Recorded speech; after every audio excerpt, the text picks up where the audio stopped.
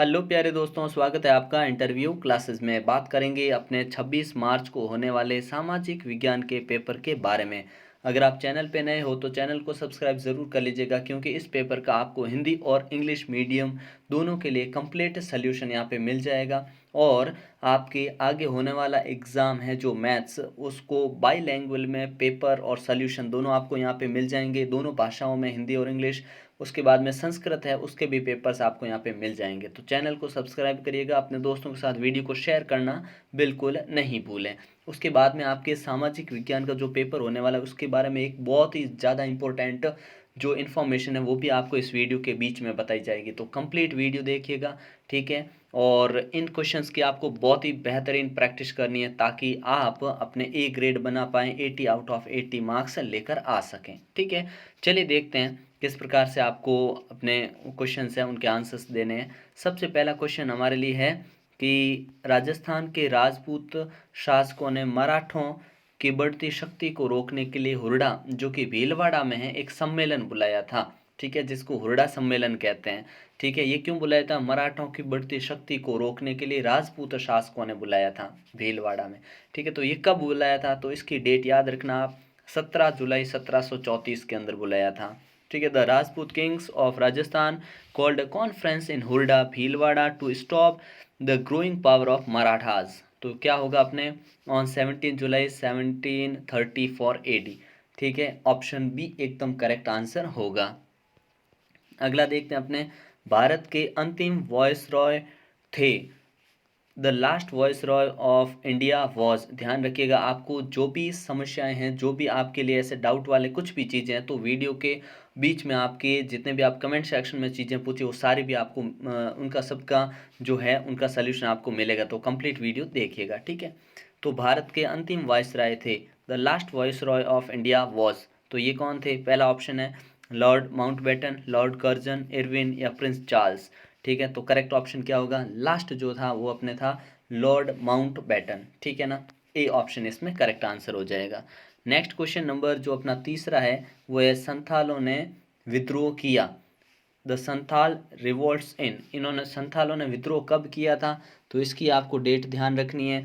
Option है अपने 31 1831 32 में, 1910 में, 1940 में या 1855 यानी 1855 में।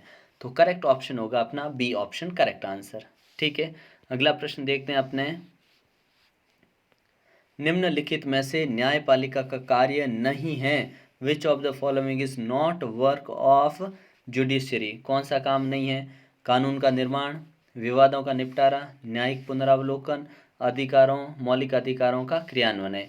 मतलब formation of laws, settlement of disputes, judicially review, implementation of fundamental rights. तो करेक्ट ऑप्शन अपने क्या होगा? करेक्ट ऑप्शन लिखेंगे आप इसमें ए ऑप्शन, कानून निर्माण, यानी फॉर्मेशन ऑफ लॉ जो होता है ये न्यायपालिका नहीं करती है। बाकी सारे जो ये फंक्शन है ये आपके न्यायपालिका यानी जुडिशरी के काम हैं।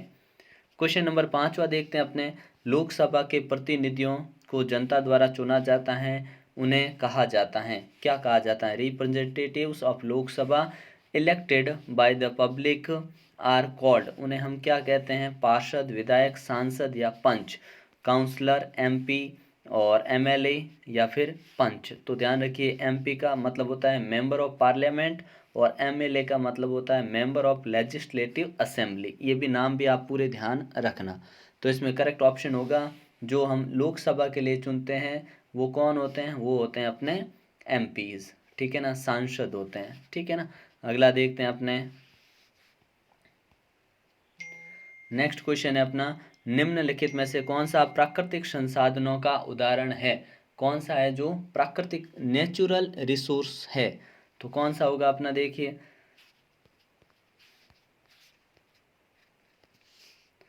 प्राकृतिक संसाधन का पूछा हमसे, प्राकृतिक संसाधन होगा अपना, उदाहरण है कपड़ा, वस्त्र, सड़क, मशीन, मिट्टी एवं खनिज।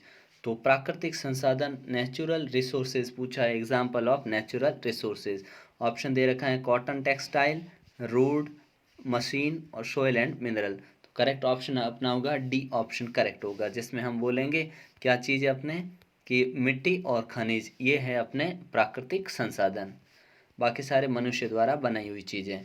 7वां प्रश्न है अपना कि संसाधनों के संदर्भ में कौन सा कथन सत्य है। Regarding resources which is a true statement, कौन सा है। उपयोगी संसाधन उपयोगी हैं, संसाधन मूल्यवान है, संसाधनों आवश्यकताओं को पूरा करते हैं, उपरोक्त सभी। बोला है resources are useful, resources are valuable, resources satisfy the requirements, या ऑल ऑफ द अबव। तो करेक्ट ऑप्शन अपना डी होगा, उपरोक्त सभी। ठीक है ना, बहुत इंपॉर्टेंट क्वेश्चन है, नोट कर लीजिएगा। ठीक है, अगला देखते हैं अपने। राजस्थान का सबसे कम जनसंख्या घनत्व वाला भौतिक क्षेत्र है। The least densely populated physical region of Rajasthan is. तो ये कौन सा होगा। पूर्वी मैदान, हाड़ौती पठार, मरुस्थली प्रदेश या अरावली पर्वतमाला। ईस्टर्न प्लेन्स, डेजर्ट रीन या रीजन, या फिर बोलेंगे हाड़ौती प्लेटू या अरावली माउंटेन रेंज। तो अपना करेक्ट ऑप्शन इसमें होगा बी ऑप्शन, मरुस्थलीय प्रदेश। इसमें क्या सबसे कम जनसंख्या घनत्व है। अगर हमसे पूछे ये सबसे कम लिंगानुपात किस में है, तो ये है अपने धौलपुर में। ठीक है ना, ध्यान रखना, धौलपुर में सबसे कम लिंगानुपात है। ठीक है, इन्हें सेक्स रेशियो जो है वो सबसे कम किस में, धौलपुर में। अगला है अपने मैथ्स वाला क्वेश्चन मिलेगा, जिसमें आपको किस प्रकार से करना है। देखिए, पहला लिखा है फरमान। फरमान का मतलब क्या होता है, एक शाही आदेश। ठीक है, सी से मिलेंगे। वास्को डिगामा ये कौन था, तो ये एक पुर्तगाली आदमी था। ठीक है, लॉर्ड डलहौजी ये कौन था, विलय नीति का जनक था। काजी कहते हैं न्यायाधीश को। ठीक है ना, इंग्लिश मीडियम के लिए देखिए, फरमान, फरमान मीन हो गया अपने रॉयल ऑर्डर। ठीक है, वास्को डिगामा पुर्तगीज था। ठीक है, Lord Dalhousie doctrine of lapse. ठीक है, और काजी होता है अपने जज। ठीक है ना, अगला क्वेश्चन देखते हैं अपने। सत्य असत्य लिखना अपने को, ट्रू फॉल्स वाला है। ठीक है, पहला हमसे पूछा है कि the ministry of human resources under the government of India was established in 1985। Bharat सरकार के अधीन मानव संसाधन मंत्रालय की स्थापना 1885 में की गई। तो हम बोलेंगे सत्य बात है ये। इंग्लिश मीडियम के विद्यार्थी यहाँ पे ट्रू लिखेंगे। ठीक है ना, ये ध्यान रखिएगा।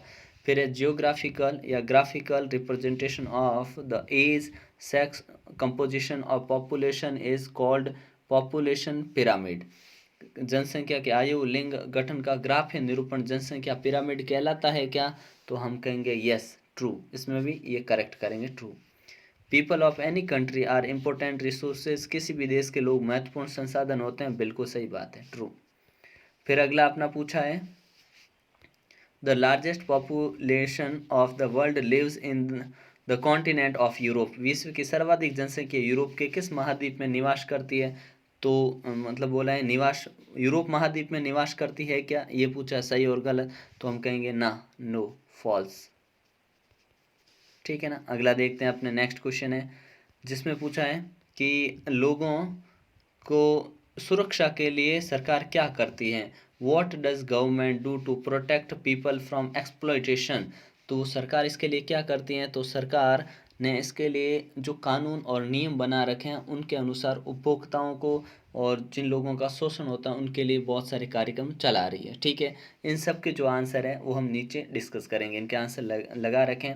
उसके बाद में आपका जो पूछा है what is a SVEEP program, write its two objective. SVEEP कार्यक्रम क्या है, उसके दो उद्देश्य। तो सिंपल भाषा में बोले तो स्वीप कार्यक्रम क्या होता है, स्वीप कार्यक्रम निर्वाचन प्रक्रिया के दौरान जो अपने प्रशिक्षित और जो सहभागिता बढ़ाने हेतु इसके लिए बहुमुखी कार्यक्रम चलाए जाते हैं ताकि लोग वोट देने आए, उसको बोलते हैं।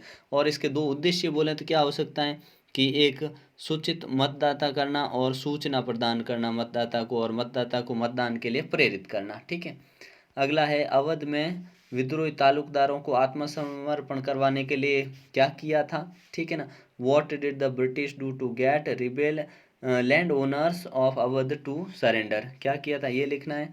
उसके बाद में अपना 14वां क्वेश्चन है कि आर्थिक गतिविधियों से क्या तात्पर्य है। ठीक है, तो 14वें तक एक बार है ना जो हम इनके आंसर डिस्कस करते हैं 14 तक। ठीक है, आते हैं यहाँ पे 13। 13वां क्या था, 13वां अपना क्वेश्चन था कि सरकार ने क्या किया है उपभोक्ताओं के लिए, जितने भी उपभोक्ता है ना उनके लिए सरकार ने क्या बना रखा है या क्या व्यवस्थाएं करी है। तो तो हम इसका आंसर क्या लिखेंगे कि बाजार में हर जगह लोगों की संभावना बनी रहती है, लोगों के शोषण की संभावना बनी रहती है। तो गवर्नमेंट ने, चाहे वो उपभोक्ता हो, मजदूर हो, उत्पादक हो, सभी के लिए, तो लोगों के इस तरह से शोषण से बचने के लिए सरकार कुछ कानून बनाती है। इन कानून के जरिए कोशिश की जाती है कि लोगों के साथ जो अनुचित तौर तरीके इस्तेमाल किए जाते हैं, उनका शोषण किया जाता है, वो नहीं किया जाए। ठीक है ना, ये ध्यान रखेंगे। अगला क्वेश्चन हमसे पूछा था कि मतदाताओं में स्वीप प्रोग्राम क्या था। ठीक है ना, किसके बारे में? स्वीप प्रोग्राम के बारे में पूछा था। तो देखिए स्वीप प्रोग्राम क्या होता है कि मतदाताओं और नागरिकों को निर्वाचकों को निर्वाचन प्रक्रिया के बारे में प्रशिक्षित करना और उनकी सहभागिता बढ़ाने हेतु निर्वाचन विभाग द्वारा संचालित बहुमुखी कार्यक्रम को हम स्वीप कहते हैं। ठीक है, इसके मुख्य दो उद्देश्य हैं: सूचित मतदाता यानी निष्पक्ष और नीतिपरक मतदाता, और सूचित ये है सूचित, और ये सूचित मतलब साथ जागरूकता के साथ मतदान करना। ठीक है ना, ये दो चीज़ें थी। फिर 13वां क्वेश्चन हमसे क्या पूछा था कि अवध 13वां था कि अवध में अपने भूस्वामी थे, उनको समर्पण करवाने के लिए अंग्रेजों ने क्या किया, ये वाला था ना। तो अंग्रेजों ने वफादार भूस्वामियों के लिए इनाम की घोषणा कर दी। अंग्रेजों के लिए बोल दिया अंग्रेजों ने कि जो वफादारी दिखाएगा उसको इनाम देंगे। ठीक है, फिर अंग्रेजों ने घोषणा की जो भूस्वामी ब्रिटिश राज के प्रति स्वामी भक्ति बनाए रखेंगे, उनको अपनी जमीन पर पारंपरिक अधिकार से उपभोग करने की स्वतंत्रता रहेगी। तो लालच दिया गया यहाँ के लोगों को। ठीक है ना। अच्छा, अगला है अपने 14वां क्वेश्चन ये था जिसमें हमसे पूछा था कि आर्थिक क्रियाओं से क्या आशय है। तो आर्थिक क्रियाएं क्या होती है, देखिए धन की प्राप्ति के लिए किए जाने वाले समस्त क्रियाकलाप जो होते हैं आर्थिक क्रियाकलाप कहलाते हैं। इसमें परिवार का भरण पोषण, जीवन व्यापन किया जाता है। और आर्थिक क्रियाएं कौन कौन सी हो सकती हैं? कृषि, पशुपालन, वानिकी, खनन, विनिर्माण, परिवहन और अन्य बहुत सारी सेवाएं होती हैं। ठीक है, इंग्लिश मीडियम के लिए एक बार देखते हैं आंसर अपने। तो क्या लिखेंगे यहाँ से, देखिए there is a possibility of exploitation of people everywhere in the market whether they are working consumers and producers. To protect people from such exploitation the government make some laws. Through these laws effort are made to curb unfair practice in the market। तो government ने कुछ अपने rule बना रखे हैं, उनके अनुसार लोगों को जो एक्सप्लॉयटेशन होता है उससे बचाने के लिए। फिर 13 क्वेश्चन देखिए कि स्वीप प्रोग्राम था वो क्या होता है। तो स्वीप क्या था? टू ट्रेन वोटर्स, जो ट्रेन वोटर्स होते हैं, सिटीजन्स होते हैं, इलेक्टर्स होते हैं, about the election process to increase their participation and versatile program run by. Versatile यानी जिसमें बहुत सारी खूबियाँ होती हैं ना। The election department is called SVEEP. ठीक है ना, उसको स्वीप बोला गया, जिसमें कौन होते हैं? ट्रेड वोटर्स होते हैं, सिटीजन होते हैं, इलेक्टर्स होते हैं, और जो इलेक्शन के प्रोसेस में हिस्सा लेते हैं, और उनके लिए चलाया गया प्रोग्राम स्वीप कहलाता है। इसके मेन दो ऑब्जेक्टिव थे अपने, एक एथिकल वोटिंग और informed voting. Fair and ethical voting होती है जिसमें, और वोटिंग अवेयरनेस होती है, विद अवेयरनेस। ठीक है, फिर 13 क्वेश्चन देखते हैं जिसमें अपने था कि ब्रिटिश गवर्नमेंट ने किस प्रकार से जो लैंड ओनर्स थे उनसे है ना वो सरेंडर करवा दिया था। तो the British announced reward for loyal land owners, जो ईमानदारी रखेंगे उनके लिए इनाम की घोषणा। The British announced the land owners who remained loyal to the British Raj would continue to have the freedom to enjoy and traditional rights over their land। वो अपनी ज़मीन के ऊपर अपने सारे अधिकारों का प्रयोग कर पाएंगे। फिर 14 क्वेश्चन देखिए जिसमें हमसे पूछा था कि इकोनॉमिक एक्टिविटीज़ क्या होती हैं। तो ऐसी एक्टिविटीज़ जिसमें ह्यूमन टू अर्न मनी, जिसमें ह्यूमन अर्न करता money, which maintain themselves and their families are generally called economic activities. क्या हो सकता है? Agriculture, animal husbandry, forestry, mining और मैन्युफैक्चरिंग, ट्रांसपोर्ट और मैनी अदर सर्विसेज। ये इसका आंसर है। फिर चलते हैं अपने नेक्स्ट क्वेश्चन पे।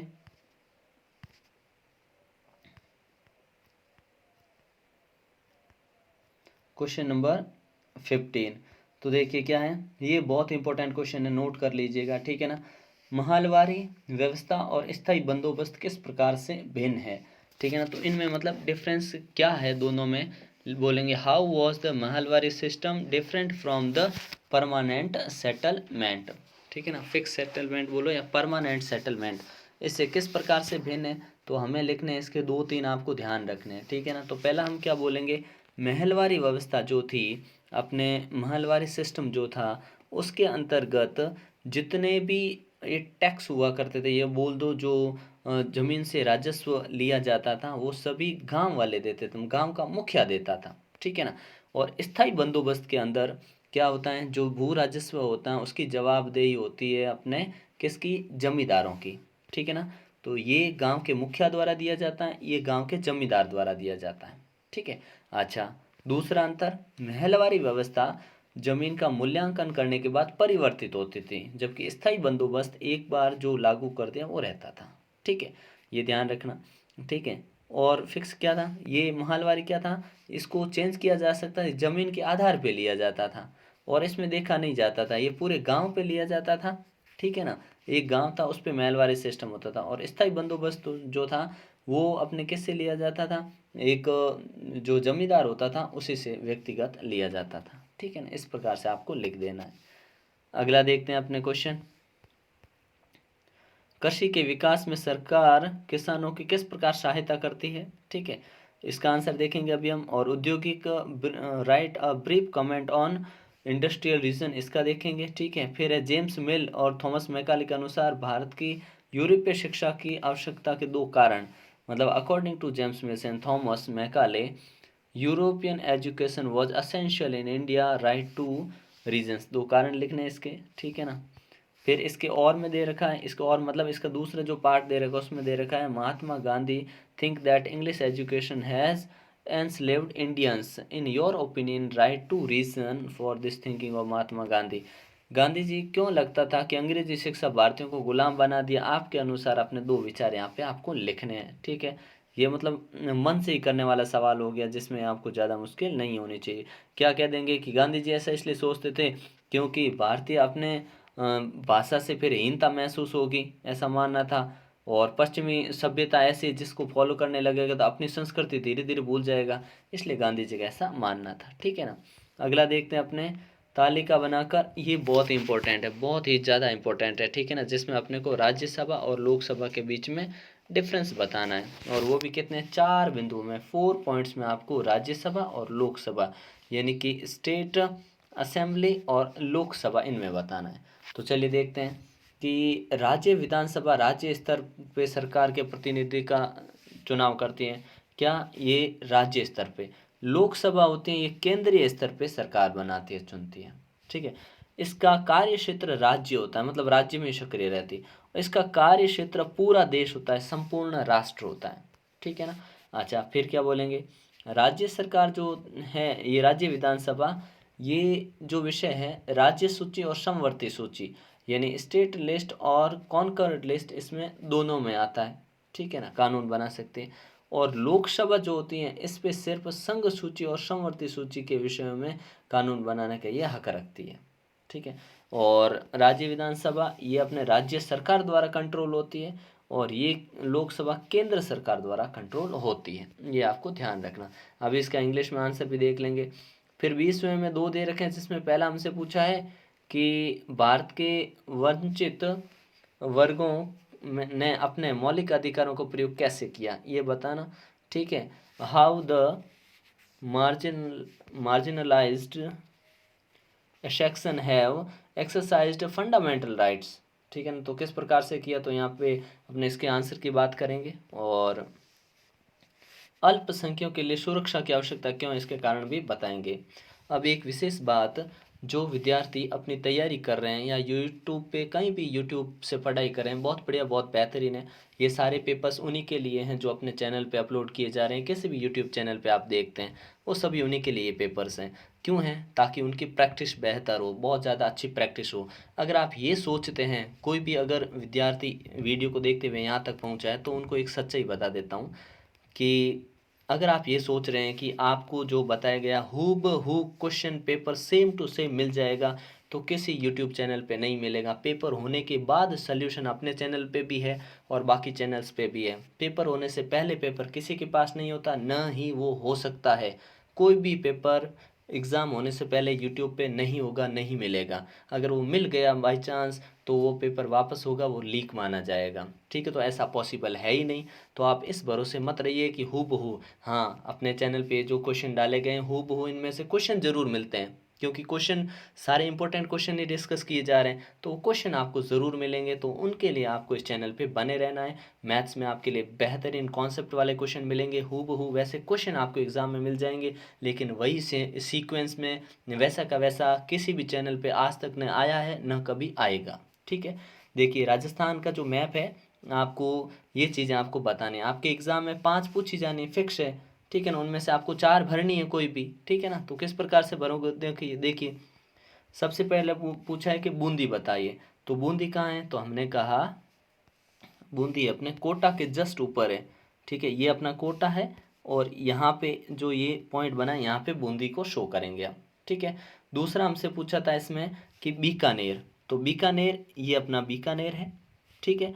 फिर एक अपने से बांसवाड़ा पूछा, तो बांसवाड़ा सबसे नीचे यहाँ बांसवाड़ा दिखा देंगे, ठीक है। कोटा, बूंदी, बांसवाड़ा, एक झुंझुनू, तो झुंझुनू यहाँ पे जस्ट अलवर के ऊपर है झुंझुनू, ठीक है।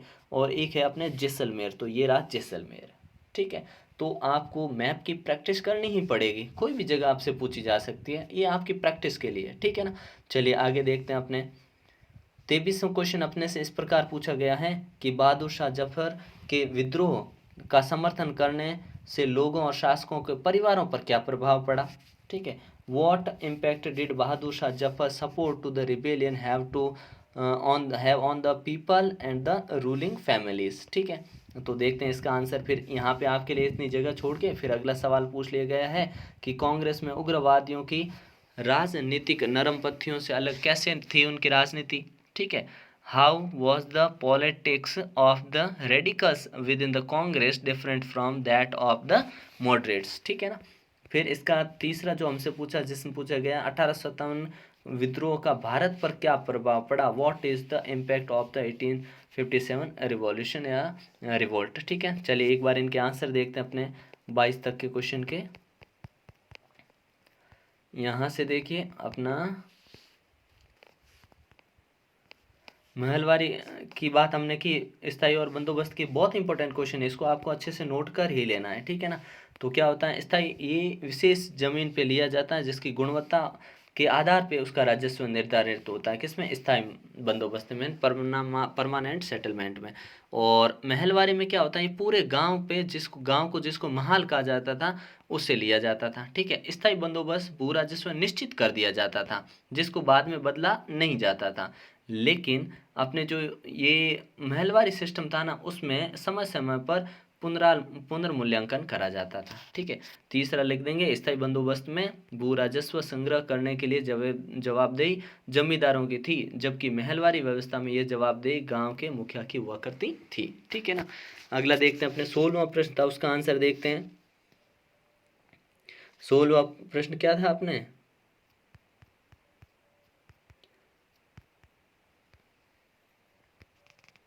16वां, एक सेकेंड, ठीक है। किसानों के बारे में कि सरकार किसानों के कृषि विकास में किस प्रकार से मदद करती है, ठीक है ना। तो एक तो सरकार सहायता राशि देती है, ठीक है।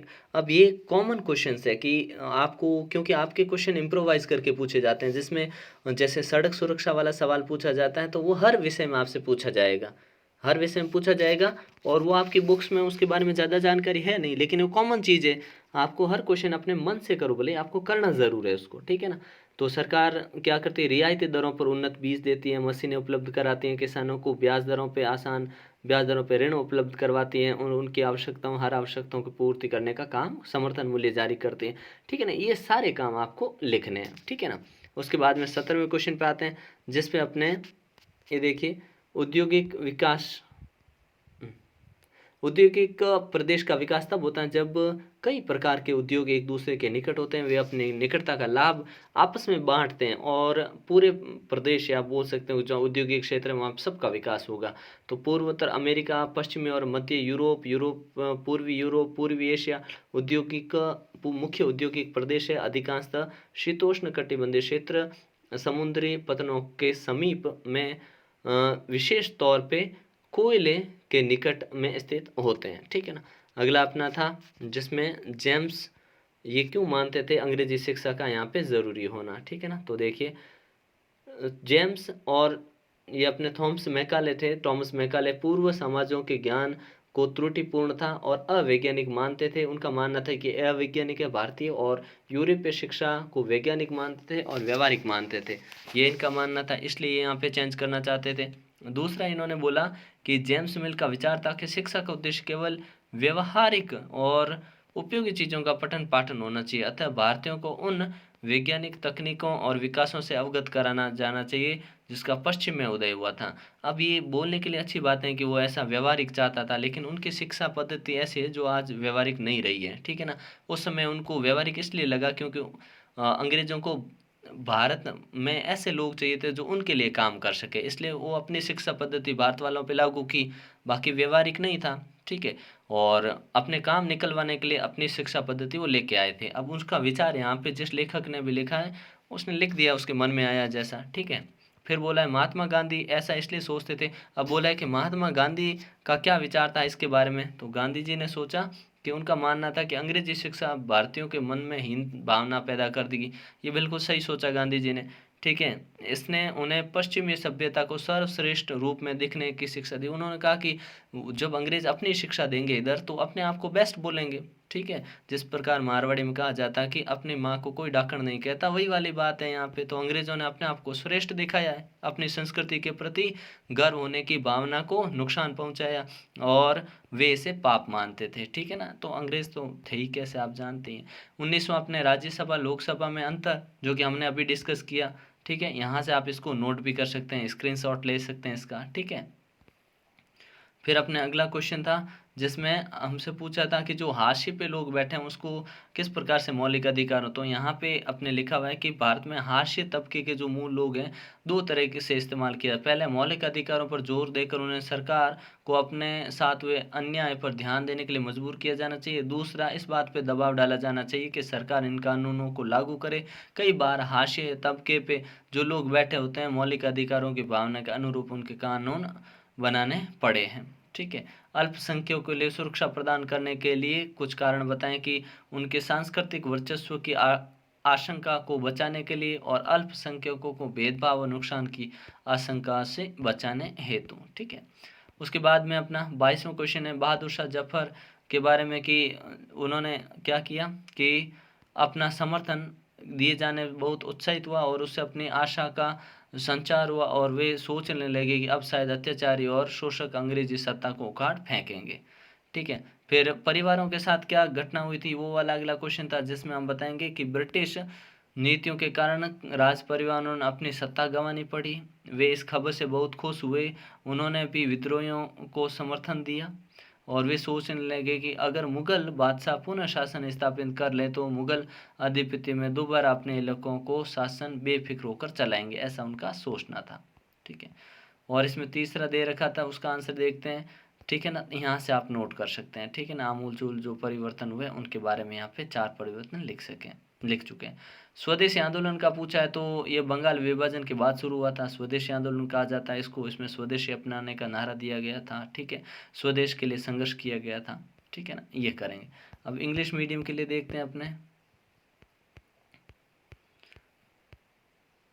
महलवारी सिस्टम है, ये यहाँ पे लिखा हुआ है, ठीक है ना। जो हमने बोला बिल्कुल वैसे ही आपको यहाँ से स्क्रीनशॉट आप इसका ले सकते हैं, ठीक है। फिर ये 16वां क्वेश्चन है अपने कि गवर्नमेंट इन फार्मर्स की कैसे हेल्प कर रही है। तो हम जानते हैं एग्रीकल्चर में लोन देती है, ठीक है। सिंपल इंटरेस्ट रेट पे लोन देती है, प्रोवाइड करवाती है उनको क्या हाई यील्डिंग सीड देती है, फर्टिलाइजर्स है, मशीन्स है, ये देती है, ठीक है ना। इस प्रकार से यहाँ पे 17वां आंसर है, 17वें का लिख देंगे। 18वें का यहाँ पे वीडियो को पॉज करके आप स्क्रीनशॉट ले सकते हैं। फिर 19वें का आंसर यहाँ से आप ले सकते हैं स्क्रीनशॉट, ये फुल आपके स्क्रीन पे अभी, ठीक है। फिर 20वां इस प्रकार का सवाल है। 21वें का हमने डिस्कस कर लिया है, ठीक है ना। 3 पार्ट है जिसमें स्वदेशी मिशन वगैरह। 23rd क्वेश्चन यहाँ से होता है। चलिए देखते हैं 23rd से 25 तक अपने कैसे क्वेश्चन जो हमसे एग्जाम में पूछे जाने वाले हैं, ठीक है। ये हो गया। 23वें में पूछा जनसंख्या का वितरण विश्व के विभिन्न भागों में असमान रूप से, पहले तो ये करना है। फिर है भूमि उपयोग के बारे में आपको जानकारी देनी है। फिर आप मृदा अपरदन से क्या समझते, रोकने के संरक्षण के उपाय बताने। और 24वें तानाशाही क्या है, संविधान के समाधान, इसमें समाधान क्या लग रखा है, कि व्हाट इज़ टाइनी और डिक्टेटरशिप बोल सकते हैं, तानाशाही की जगह dictatorship. What should we have to the solution of this in the constitution, संविधान में इसका क्या जो है सोल्यूशन है। और में जो दे रखा वो है what do you mean by secularism, यानी आप धर्मनिरपेक्षता से क्या समझते हैं। अस्पृश्यता का उन्मूलन आवश्यक क्यों है, बहुत इंपॉर्टेंट क्वेश्चन है। Why is eradication of untouchability necessary, ये लिखना है। और लास्ट क्वेश्चन है जिसमें आपको देना है आंसर कि भारत के प्रमुख पर्यटक राज्य कौन से हैं। The state of Rajasthan is a major tourist state of India, Y.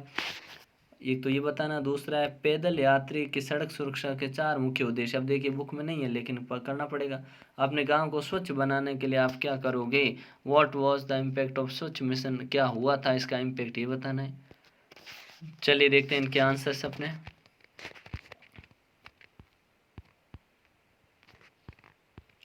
ये 23वें का आंसर यहाँ पे है, जिसमें यहाँ से आप इसका स्क्रीनशॉट ले सकते हैं। पहले इस पहले पार्ट का ले लीजिए वीडियो को पॉज करके, फिर अब दूसरे का इसका, ठीक है। और अथवा का उत्तर इसमें अथवा वाला है, तो यहाँ से आप इसका स्क्रीनशॉट ले सकते हैं। अब इसका भी ले सकते हैं, एक सेकेंड, ये रहा, ठीक है। वेदिका कृषि फार्म, क्योंकि वेदिका क्या होती है अपने एक कृषि का ही है, ठीक है। तो क्या लिखा है, ये बहुत इंपॉर्टेंट है, ध्यान रखना है आपको, क्योंकि ये सीधा एक वर्ड में बहुत बार पूछा हुआ है। क्या इस विधि में चौड़े समतल सोपान अथवा वेदिका तीव्र ढालों के बनाए जाते हैं और सपाट सतह फसल पर उगाने के लिए उपलब्ध होते हैं। इनसे पृष्ठीय प्रवाह और मृदा अपरदन कम होता है, ठीक है। फिर अपने दूसरा तरीका है कि समोच्च रेखीय जुताई, ठीक है ना, इसका भी आप याद रखना। रक्षक मेखलाएं और समोच्च रेखीय रोधिकाएं, चट्टान बांध और बीज की फसल उगाना, ठीक है। फिर निरंकुशता का आशय यहाँ पे लिख रखा है आपने, देख सकते हैं आप, ठीक है। उसके बाद अथवा का है इसके उत्तर धर्मनिरपेक्षता। फिर रहेगा अपने 25वें का आंसर।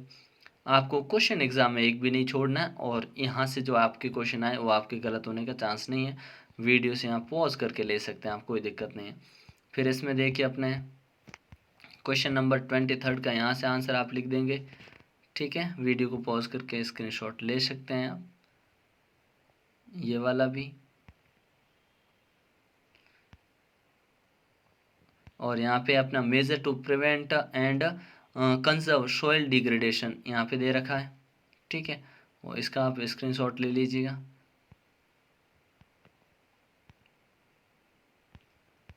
ठीक है।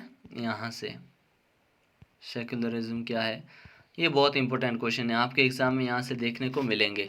तो वीडियो को आप दोस्तों के साथ शेयर ज़रूर करिए, अपनी पढ़ाई जारी रखिए, और मिलते हैं नेक्स्ट पार्ट में जिसमें आपके मैथ्स का है वो पेपर मिलेगा आपको, हिंदी इंग्लिश मीडियम दोनों के लिए, ठीक है।